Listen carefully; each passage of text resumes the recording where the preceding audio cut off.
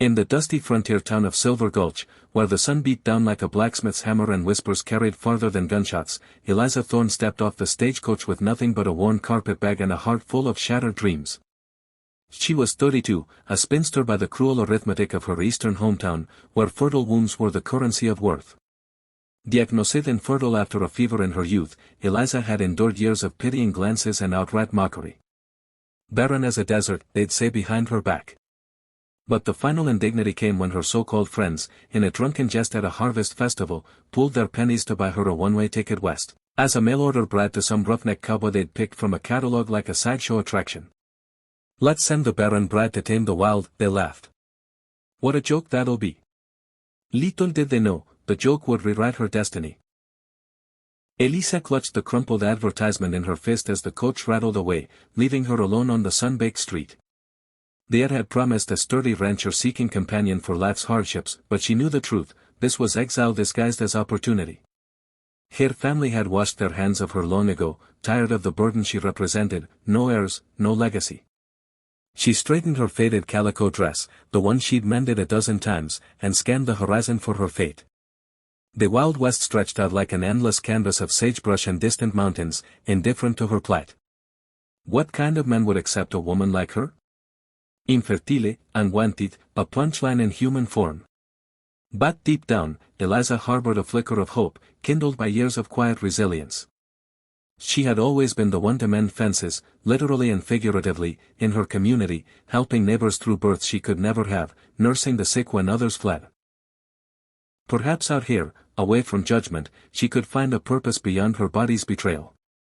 The ranch was a half-day's ride from town, and the cowboy who fetched her was nothing like the caricature her friends had imagined. Jack Harlan was a broad-shouldered man in his late 30s, with weathered skin etched by years under the relentless sun and eyes that held the quiet depth of a still pond. His head was tipped low, shadowing a face marked by a scar from a long-ago cattle stampede. He didn't speak much on the wagon ride, just nodded when she introduced herself and offered a canteen of water. "Name's Jack," he said simply. "Ranch ain't much, but it's home." Eliza studied him covertly, expecting the leer of a desperado or the dismissal of a fool. Instead, she found a man who moved with deliberate care, like someone who'd learned the cost of haste in a land where mistakes could kill. As they crested a ridge, the Harlan ranch came into view. A modest spread of corrals, a weathered cabin, and a barn that leaned slightly from windstorms. Chickens scratched in the dirt, and a few head of cattle lowed in the distance. It wasn't the sprawling empire of dime novels, but it hummed with quiet life. Jack helped her down from the wagon, his calloused hands gentle. "I ain't much for words, Miss Thorne," he admitted as he showed her inside. "I'd said you were looking for a new start. Great con we both are." Over a simple supper of beans and cornbread, Eliza confessed her truth, bracing for rejection. "They sent me as a joke," she said, voice trembling. "I'm infértil. Can't give you children, or much of anything, really." Jack paused, his fork midway to his mouth, then set it down. "Joke's on them, then," he replied softly. "I lost my wife and boy to cholera 5 years back. I ain't they looking for a brood mare. Used someone to share the load." That night, as Eliza lay on a pallet in the spare room, listening to the coyotes' distant howls, a profound realization settled over her like a warm blanket. For the first time, she wasn't defined by what she lacked. Jack saw her as a partner, not a vessel. In the days that followed, they fell into a rhythm of shared labor. She tended the garden, coaxing vegetables from the arid soil with tricks learned from her eastern farm life. It taught her to ride, her laughter echoing across the plains as she gripped the saddle horn. Their conversation stretched into evenings by the fire, where Jack shared stories of his youth, running from a drunken father, finding solace in the open range. Eliza opened up about her own scars, the isolation of being the barren one in a world that prized fertility above all. In Jack's presence, she felt seen, valued for her kindness rather than pitied for her emptiness. But the Wild West was no fairy tale, and unexpected turns lurked like rattlers in the grass. One scorching afternoon, while Jack was out mending fences, a storm rolled in from the mountains, fierce and unyielding, with thunder that shook the earth. Eliza secured the animals as best she could, but as the winds howled, she heard a faint cry carried on the gale. Venturing out into the pelting rain, she followed the sound to a ravine near the ranch's edge. There, huddled under a sodden blanket, was a young Native American boy, no more than 8, shivering and alone, his leg twisted at an unnatural angle. He spoke no English, but his eyes pleaded for help. Without hesitation, Eliza scooped him up, ignoring the mud and her own fear, and carried him back to the cabin. The boy, whom she later learned was named Little Wolf from a nearby Shoshone tribe, had been separated from his family during a raid by opportunistic bandits. His leg was broken, fever setting in. Eliza's nursing instincts kicked in. She splinted the bone with strips of cloth and wood, brewed willow bark tea for the pain, and sat by his side through the night, humming lullabies from her childhood. Jack returned at dawn, soaked and exhausted, to find her tending the child.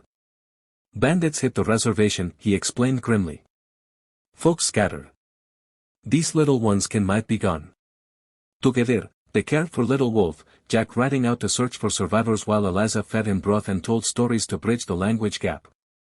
As days turned to weeks, the boy's trust grew. He pointed to pictures in an old Bible, mimicking words, and Eliza's heart swelled with a maternal ache she'd long suppressed. An unexpected turn came when riders from the tribe arrived, led by Little Wolf's uncle, a stern warrior named Running Deer. They had tracked the boy through signs only they could read. Gratitude shone in Running Deer's eyes as he embraced his nephew, but tension crackled in the air. Whites and natives rarely mixed without suspicion. You saved him, Running Deer said through Jack's halting translation. Why? What do you want in return? Eliza met his gaze steadily. Nothing. I needed help. That's all. In that moment, a profound realization dawned on her. Kindness wasn't a transaction, it was the thread that wove humanity together, transcending barriers of blood and border. Running Deer nodded, and before departing, he pressed a beaded necklace into her hand, a symbol of alliance. You are family now, he said. Life on the ranch blossomed anew. Little Wolf's recovery forged an unlikely bond between the Harlan spread and the Shoshone camp. Jack and Eliza hosted gatherings where stories were swapped over shared meals, children from both worlds playing in the dust. Eliza found herself teaching the native women Eastern remedies, while they showed her how to weave baskets and read the stars.